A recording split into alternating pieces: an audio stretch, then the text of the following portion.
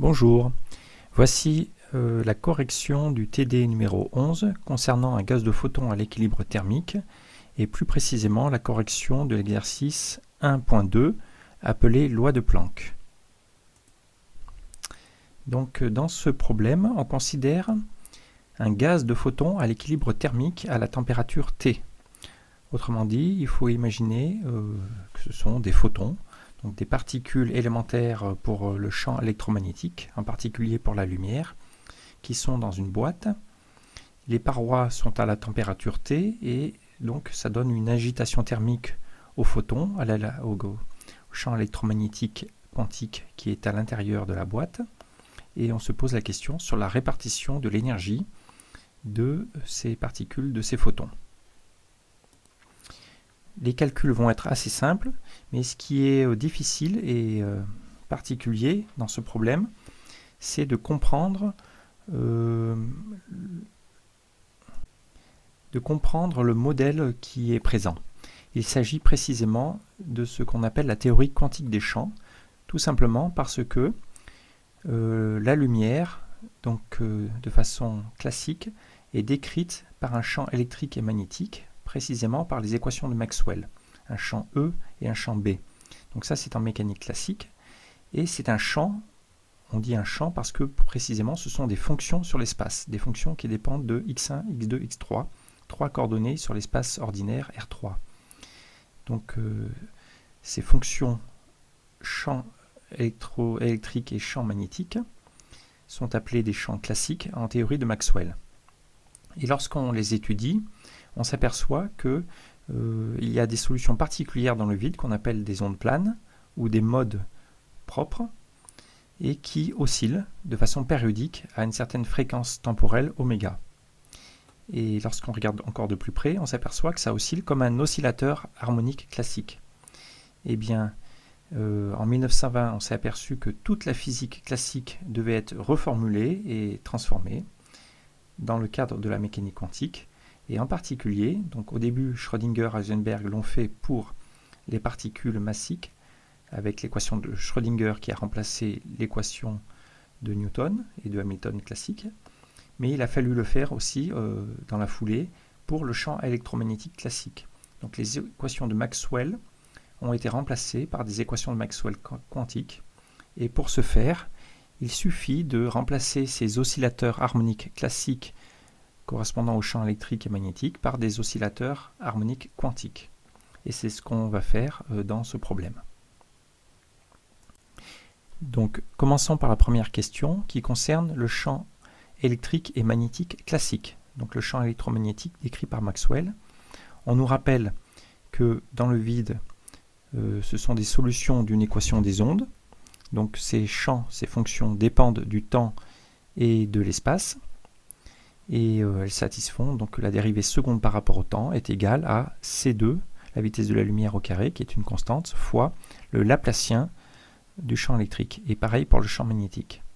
Donc la question, c'est de trouver des solutions particulières de cette équation d'onde dans l'espace vide, sous forme de ce qu'on appelle une onde plane.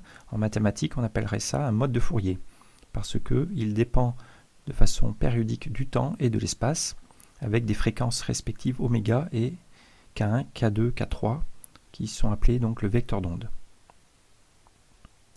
Alors voici la correction. Donc on écrit l'équation d'onde, dérivée seconde par rapport au temps du champ électrique, moins C2 fois le Laplacien, qui est, vous voyez, la dérivée seconde par rapport à x1, plus dérivée seconde par rapport à x2, plus dérivée seconde par rapport à x3. Et on cherche une solution sous la forme d'une fonction qui dépend de x1, x2, x3 et du temps, comme voilà, une amplitude qui est une exponentielle de i oméga t plus i k1 x1 plus k2 x2 plus k3 x3. Alors, c'est très simple, on remplace cette fonction dans l'équation d'onde. Lorsqu'on dérive deux fois par rapport au temps, il sort le facteur i oméga au carré, ce qui nous fait moins oméga carré.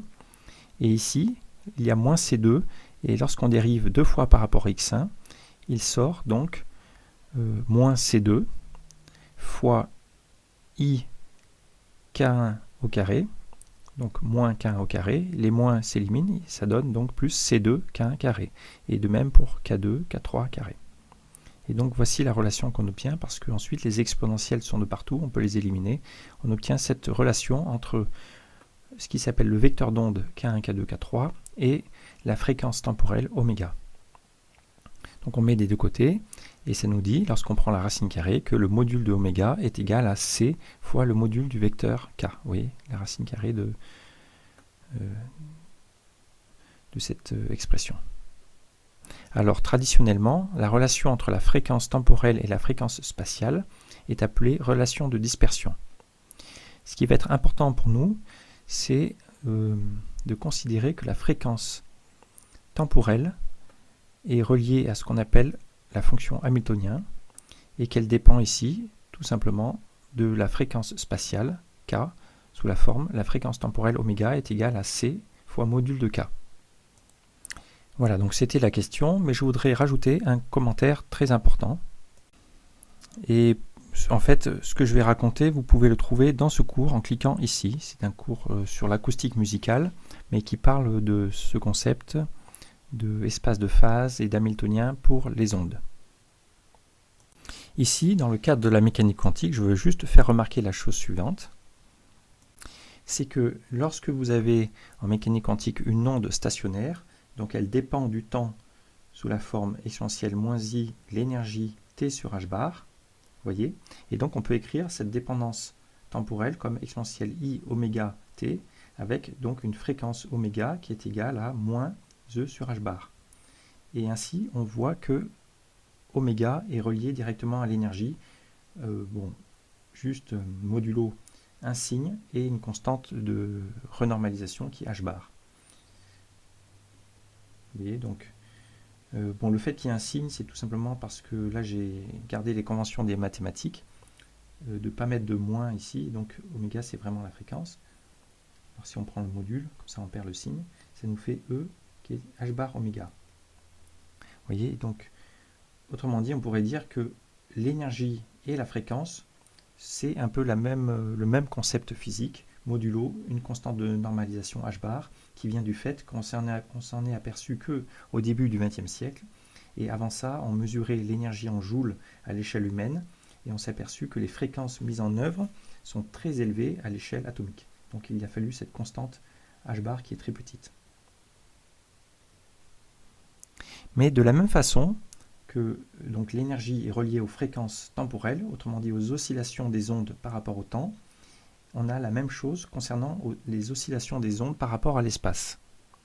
Alors, vous vous rappelez que dans une onde plane, en mécanique quantique, on écrit une onde plane comme exponentielle i, l'impulsion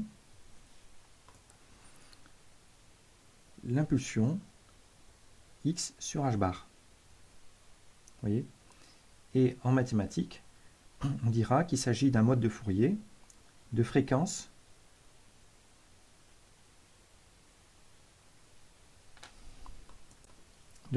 k qu'on appelle aussi vecteur d'onde. Et donc ça nous montre que le vecteur d'onde, donc la fréquence spatiale, c'est l'impulsion divisée par h bar. Autrement dit, l'impulsion, c'est h bar fois le vecteur d'onde. Vous voyez ?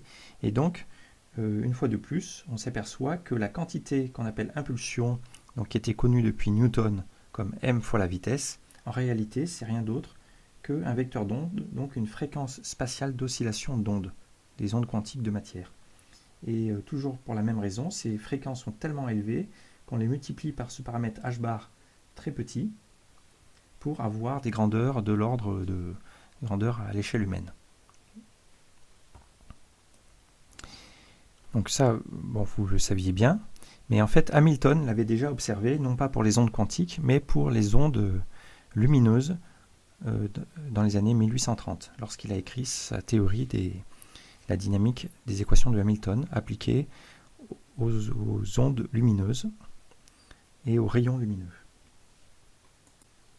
Et la dernière chose importante que je voulais faire remarquer, c'est que lorsqu'on analyse une onde, eh bien, on peut la décomposer en paquets d'ondes, et un paquet d'ondes est paramétré par différentes quantités. Premièrement, la position x1, x2, x3 du paquet d'ondes, et ensuite le vecteur d'onde K1, K2, K3 du paquet d'ondes. Voilà, et ça, ce sont les paramètres élémentaires d'un paquet d'ondes pour analyser une onde, et ça c'est vrai en mathématiques, pour quelles que soient les ondes, ça peut être les ondes acoustiques, les ondes lumineuses, les ondes quantiques. Et cet espace est appelé en physique l'espace des phases. Voilà, donc je voulais insister sur le fait que l'espace des phases, que vous connaissez en mécanique analytique, eh bien en réalité c'est l'espace ordinaire des positions et l'espace des vecteurs d'onde. Donc les vecteurs d'onde, c'est, rappelez-vous, c'est les fréquences spatiales qui interviennent dans une onde plane sous la forme exponentielle ikx. Et bien sûr, en mécanique analytique, on ne vous le dit pas exactement comme ça, on vous dit que l'espace des phases, c'est plutôt, vous voyez, si on remplace K par P sur H bar, on vous dit que c'est l'espace position-impulsion. Et on oublie le H bar, donc on renormalise le deuxième espace par le facteur H bar. Mais de façon profonde, l'espace des phases, il faut plutôt le penser comme l'espace position et vecteur d'onde. C'est ce qu'on appelle en mathématiques l'espace cotangent.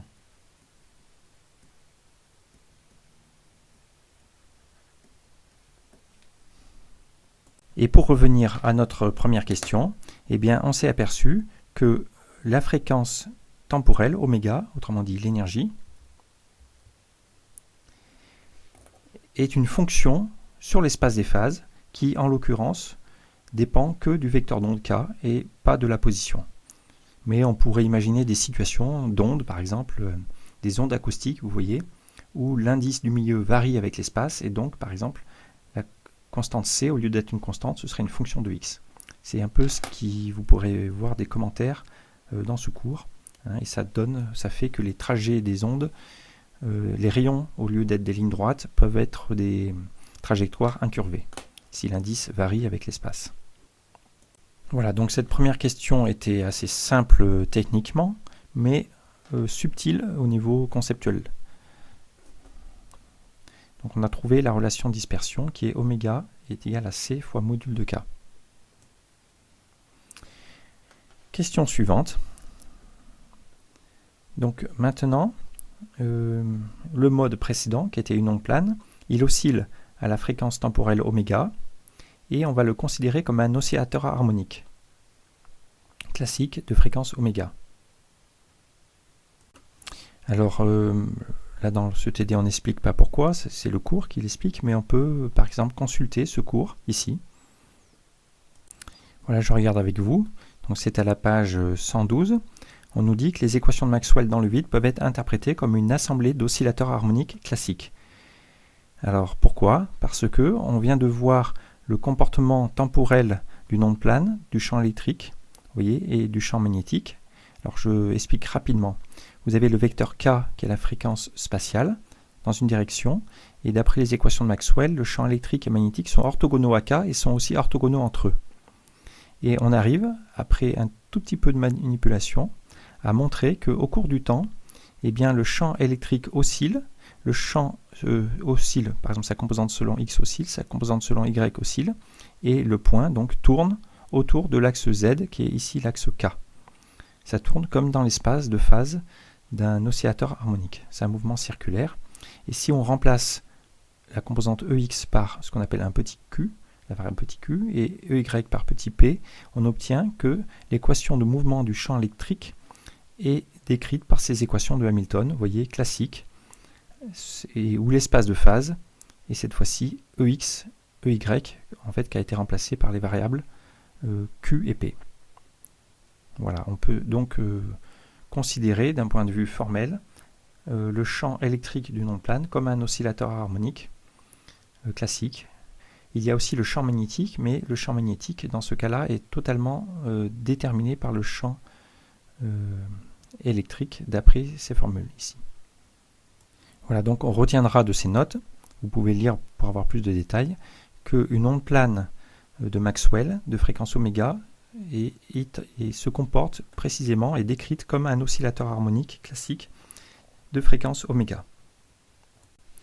Et donc si on revient à notre exercice, eh bien maintenant qu'on passe en mécanique quantique, parce qu'on a découvert à partir des années 1920 que tous les mouvements dans la nature sont de nature quantique, doivent être décrits par les concepts de la mécanique quantique, et donc en particulier le champ électromagnétique.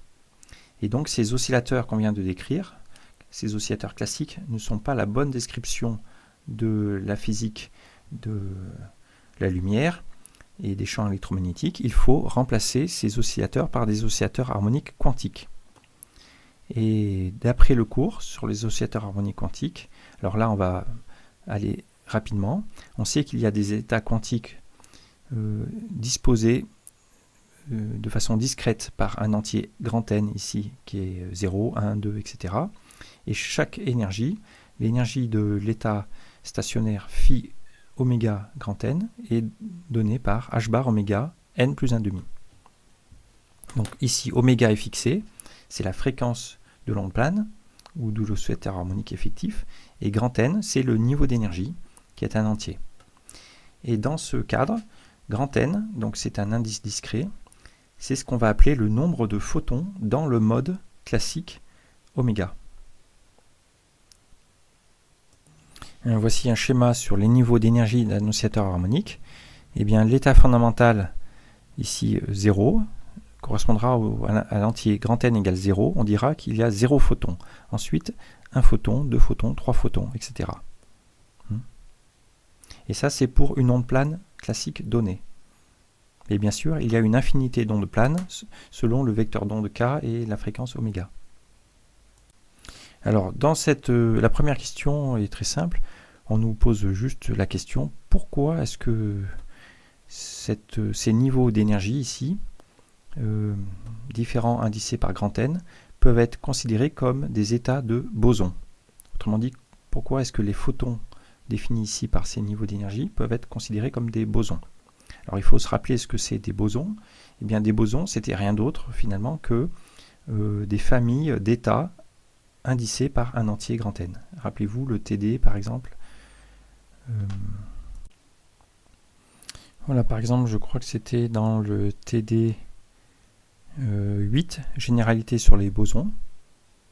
Eh bien, on a vu que, vous voyez, par définition, les bosons, ce sont des états individuels auxquels on peut associer un entier grand N arbitraire, entre 0 et l'infini. Eh bien, c'est exactement ce qu'on a ici. Vous voyez, on a ici à chaque mode classique, à chaque onde plane classique, eh bien, on associe des niveaux d'énergie phi oméga indice grand N, où grand N est un entier naturel. Voilà. Donc on va dire que les photons sont des bosons. Donc c'est exactement ce que donne la correction. Donc on passe maintenant à la question suivante, la question 3. Alors, on passe maintenant en physique statistique, c'est-à-dire que ce gaz de photons, donc dans une enceinte, vous voyez, on suppose que les parois sont à une température grand T fixée, et ça influence le champ électromagnétique à l'intérieur de cette boîte. Donc dans cette boîte, il y a une infinité de modes classiques, avec des vecteurs d'onde k et des fréquences oméga arbitraires, et pour chaque mode, eh bien, il y a ces niveaux d'énergie indicés par grand N, qui sont les différents états de photons. Et ce qu'on sait, d'après la loi de Boltzmann, qui est très générale, c'est que la probabilité d'apparition d'un état phi oméga grand N à n photons est proportionnelle à exponentielle moins E, l'énergie, divisé par kT, où T est fixé, c'est la température fixée par les parois de la boîte. Mais bien sûr, cette loi de Boltzmann, c'est pour un mode fixé de fréquence oméga. Mais rappelez-vous que les modes sont paramétrés par un point de l'espace des phases x et k. Et donc il y a une infinité de modes, c'est tout l'espace des phases, et donc il ne faut pas oublier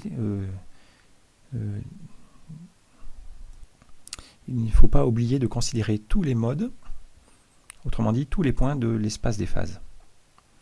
Et sur l'espace des phases, alors là c'est important, il y a en fait une mesure, hein, c'est ce qu'on appelle le principe d'incertitude ou la loi de Weil qu'on a vu au TD2, c'est que la mesure élémentaire c'est dx dk divisé par 2pi puissance 3.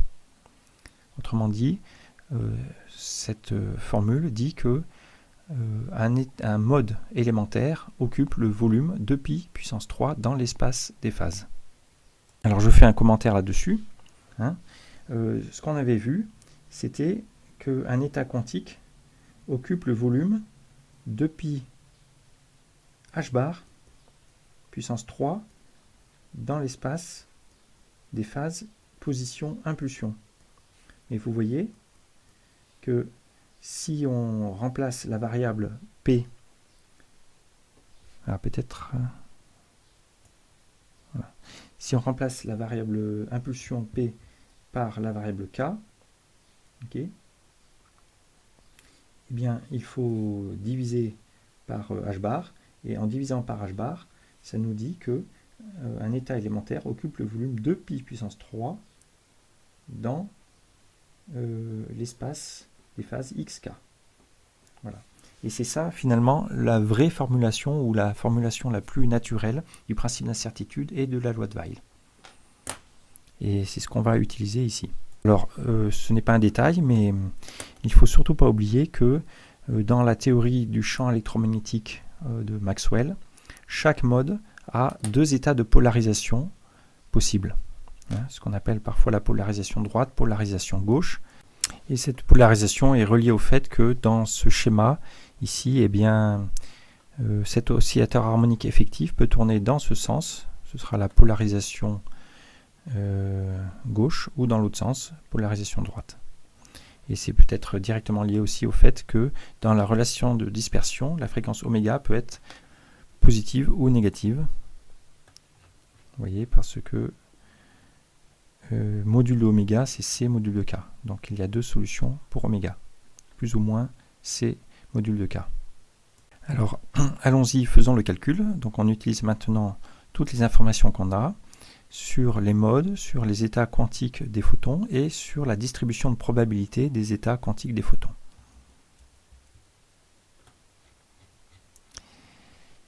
Voilà, alors on le répète. Un état quantique à n photons apparaît avec la probabilité 1 sur z fois exponentielle moins e sur kt pour un mode fixé. Et donc l'énergie totale du gaz de photons en moyenne, donc moyenne de grand E, l'énergie totale, ce sera, eh bien on compte maintenant tous les modes.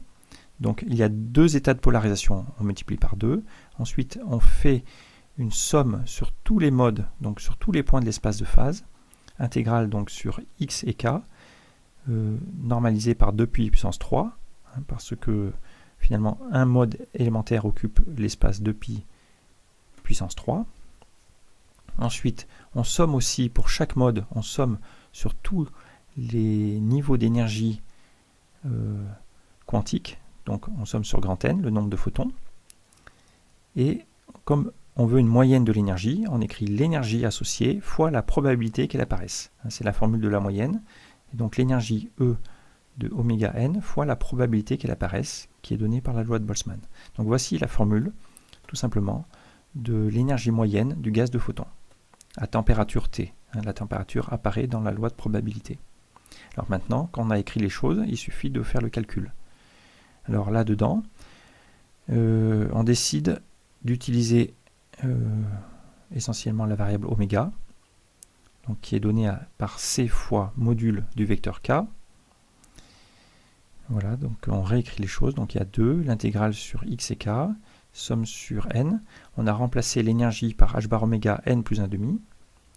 Et on a remplacé la probabilité par son expression, par la loi de Boltzmann exponentielle. Ici, vous voyez l'énergie sur kt, h bar oméga n plus 1,5, divisé par la constante z de normalisation qu'il va falloir calculer, je pense.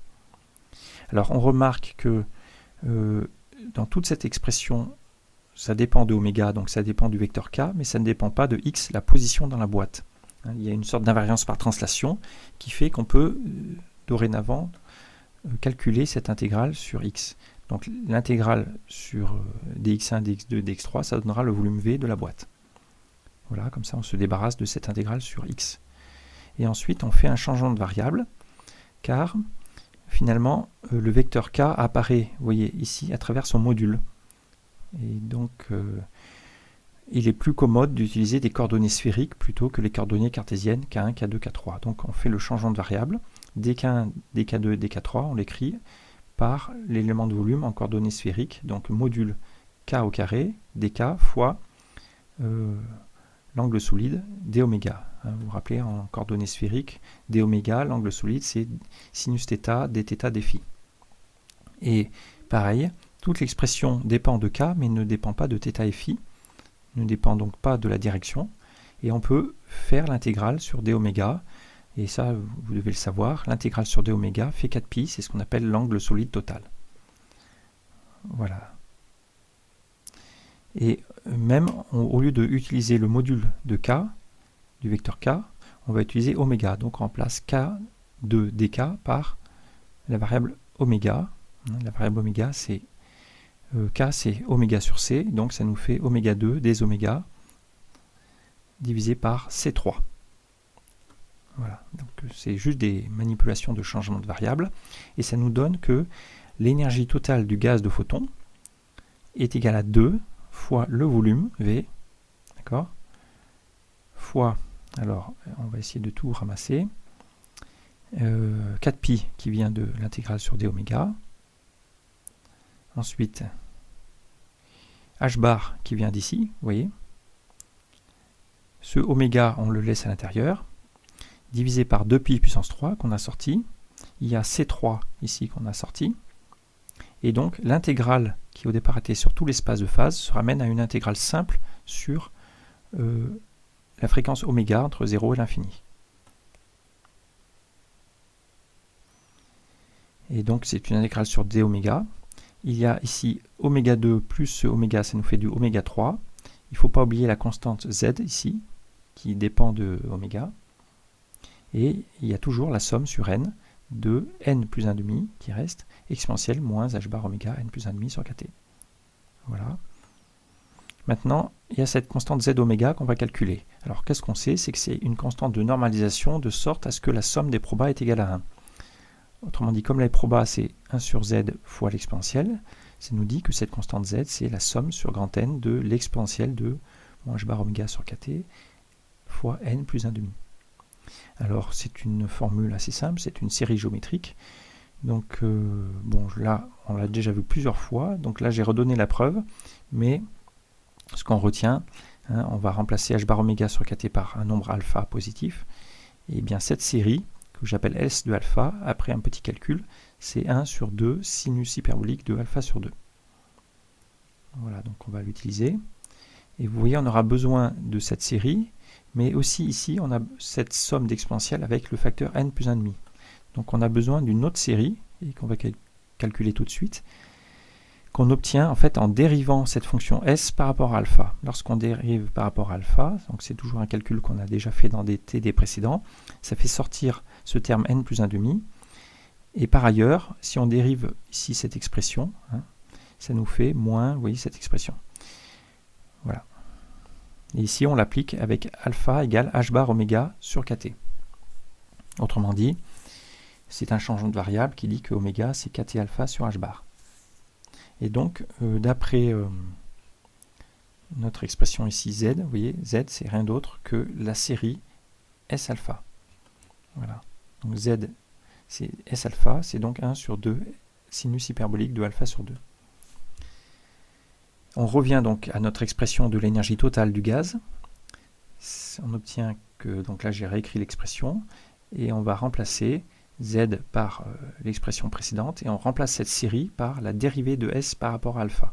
Vous voyez, donc ça nous donne, là on répète tous les termes, oméga 3 il reste, et là ça nous a fait apparaître donc z qui est 1 sur, donc comme c'est l'inverse, ça nous fait 2 SH alpha sur 2, ici c'est z, et ici tout le reste c'est cette série, vous voyez, qui est donnée par cette formule.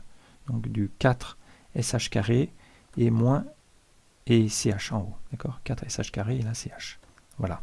Alors les SH se simplifient et on obtient tout simplement une certaine expression V fois une intégrale d'une certaine fonction qui dépend de oméga. Vous voyez, donc oméga est ici, mais oméga est aussi dans alpha, il ne faut pas l'oublier. Alpha est relié à oméga. Donc une certaine fonction assez compliquée, une intégrale de oméga. Et par définition, vu que c'est une intégrale par oméga qui donne l'énergie totale, et bien cette fonction U s'appelle la densité d'énergie par la densité d'énergie en fréquence. Et par volume, par unité de volume, parce qu'on a factorisé par le volume. Donc ça donnera l'énergie divisée par V, autrement dit l'énergie volumique. Voilà, donc on obtient que la densité d'énergie par unité de volume, à température T, c'est pour ça qu'on met un indice grand T, U de T oméga d oméga est donnée par cette expression. Donc on répète H bar sur pi 2 C3. Ici vous voyez 2 sur 4, ça nous fait 1,5. Il y a oméga 3. Et ici, tout ça, vous voyez, c'est rien d'autre que, donc les SH s'en vont, il reste CH sur SH, ça nous fait un cotangente hyperbolique de alpha sur 2, mais alpha sur 2, c'est rien d'autre. Alpha sur 2, c'est rien d'autre que H bar oméga sur 2 kT. Voilà. Ça donne cette expression pour la densité d'énergie à température T. Alors, remarquons une chose, c'est que lorsque x tend vers l'infini, eh bien, la cotangente tend vers 1. Vous voyez, parce que c'est le rapport entre SH et CH, ça tend vers 1. Et donc ici, ça nous sert à la température T tend vers 0. Lorsque T tend vers 0, cette quantité-là tend vers l'infini. D'accord ? Et donc cette cotangente hyperbolique va tendre vers 1. Autrement dit, à température nulle, eh bien, cette densité volumique d'énergie va tendre vers cette constante. H bar oméga 3 sur 2 pi 2 C3. Là, je remarque que j'ai oublié un d oméga ici dans cette expression. Je vais le rajouter dans la correction. Voilà, que nous dit cette remarque? Ça nous dit qu'à température nulle, eh bien, il y a malgré tout une densité d'énergie positive dans la boîte, dans le gaz de photon. Et ça, bon, bien sûr, c'est dû au fait que à température nulle, vous vous rappelez, si on revient sur le schéma des niveaux d'énergie d'un oscillateur harmonique, à température nulle, eh bien, le système se met dans son état fondamental. Son état fondamental, c'est donc le système à 0, grand N égale 0, autrement dit 0 photons, mais malgré tout, un oscillateur harmonique quantique possède une énergie positive, 1,5 de H bar oméga, dans son état fondamental. Autrement dit, le gaz de photon, à température nulle, aura une énergie résiduelle fondamentale qui est strictement positive, voilà, et qu'on appelle l'énergie. Alors elle porte le nom de l'énergie quantique du vide, pour la raison que, vu que grand N égale 0 est appelé l'état à 0 photon, eh bien, il ne possède aucun photon, c'est donc ce qu'on appelle le vide, entre guillemets. Une façon de comprendre cette énergie résiduelle, eh bien, c'est lié au fait que un oscillateur harmonique quantique, vous voyez, à cause du principe d'incertitude, il y a, c'est décrit par une fonction gaussienne, rappelez-vous, qui a donc des petites, qui a une taille non nulle dans l'espace des phases, et donc qui, on pourrait dire, possède des fluctuations d'énergie positive. C'est une façon de parler. Voilà, donc ce qui va nous intéresser, nous, ce n'est pas forcément la valeur de cette énergie du vide, qui est une constante finalement, mais c'est de ce qui se passe lorsque la température augmente, un peu comme c'est le phénomène observable qui correspond aussi à ce qu'on appelle la capacité calorifique en physique du solide. Donc on va soustraire cette quantité U0 et on va considérer la densité d'énergie à la température T moins la densité d'énergie à la température 0. C'est ce qu'on va appeler la fonction V de T. Alors pour ça, il faut faire cette expression moins sa valeur en T égale 0 et donc calculer cotangente de x moins 1. Donc le calcul est fait ici. et ça nous donne 2 sur exponentielle 2x moins 1. Et voilà, et on déduit donc que la densité d'énergie du gaz de photon à température T auquel on a soustrait la densité à température 0 est donnée par cette expression, vous voyez, qui est donc h bar 2 pi 2 C3 fois 2, les 2 s'en vont, donc ça fait h bar oméga 3 sur pi 2 C3 des oméga, et divisé par exponentielle de 2, le facteur, donc exponentielle de h bar oméga sur kt moins 1. Et cette expression s'appelle la loi de Planck, très célèbre, qui a été publiée en 1900 par Planck. Revenons dans la question 4 sur cette énergie résiduelle qui est une énergie volumique appelée énergie du vide quantique, qui correspond à l'énergie lorsque la température est nulle et donc lorsque le gaz est dans son état fondamental. Et on nous demande de calculer cette énergie dans l'intervalle de fréquence correspondant aux fréquences du visible, donc longueur d'onde comprise entre 0,4 et 0,8 micromètres. Voilà, c'est afin d'avoir une estimée d'une idée de cette quantité d'énergie. Donc, vu qu'on travaille non pas avec les longueurs d'onde mais avec les fréquences oméga, on calcule l'intervalle de fréquence dans le visible, donc entre les fréquences du rouge et les fréquences du bleu.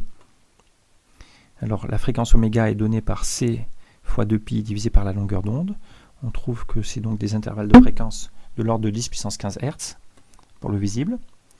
Eh bien, l'énergie volumique du vide, c'est tout simplement l'intégrale de la densité sur cet intervalle de fréquence. Donc on prend l'expression précédente de la densité d'énergie U0, qui était une fonction très simple, enfin pas très simple, voilà, c'était cette expression-là. Voilà. Et oui, c'est très simple, puisque c'est une constante fois oméga puissance 3. Donc on intègre, ça nous donne du oméga puissance 4 sur 4, vous voyez, la primitive, et ça nous donne cette expression pour l'énergie du vide quantique dans le domaine visible. Et alors ce qui est surprenant, c'est que lorsqu'on fait l'application numérique, alors c'était volumique, ça donne par mètre cube, donc on trouve une énergie énorme de l'ordre de 2 fois 10 puissance 19 joules par mètre cube. C'est énorme. Bon, alors qu'est-ce qu'il faut en penser? Mais je dirais de façon pragmatique, on peut ne pas forcément en penser, on peut juste dire c'est le résultat du calcul, le résultat du modèle actuel de la physique. Voilà. Alors ensuite, question qui suit, c'est est-ce que cette énergie-là peut être est réelle, autrement dit, est-ce qu'elle peut se manifester dans des expériences? Alors on pourrait répondre première réponse simple, non. Tout simplement, imaginez que vous êtes à la surface de l'océan, vous voyez, dans une barque, eh bien vous pouvez être au-dessus de kilomètres d'eau, vous voyez, sans le savoir, parce que l'océan est dans son état au repos, et donc vous êtes à la surface, et le fait qu'il y ait sous vous 1000 mètres d'océan de profondeur ou 10 000 mètres, ça ne changera rien dans votre perception. C'est quelque chose d'imperceptible, il n'y a pas d'expérience possible pour s'apercevoir que vous êtes sur une hauteur considérable d'eau.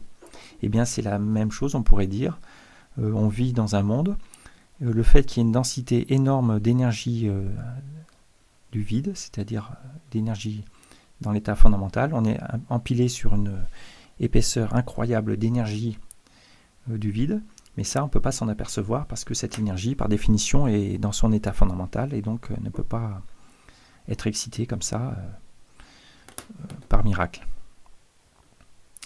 Par contre, c'est perceptible de façon indirecte, de la même façon que la présence de l'océan sera perceptible si vous faites des expériences adéquates. C'est pour ça que j'ai pas mis imperceptible, mais j'ai mis difficilement perceptible. Et donc une expérience bien célèbre, c'est ce qu'on appelle la force de Casimir. Mais pour avoir plus d'informations là-dessus, je vous laisse lire soit Wikipédia, soit par exemple lire dans ce cours-là, voilà, il y a une introduction dans le chapitre 2 toujours. Voilà, il y a une prédiction qu'on peut faire qui est surprenante mais intéressante, qu'on appelle la force de Casimir. C'est lorsque Donc oui, c'est la page 118.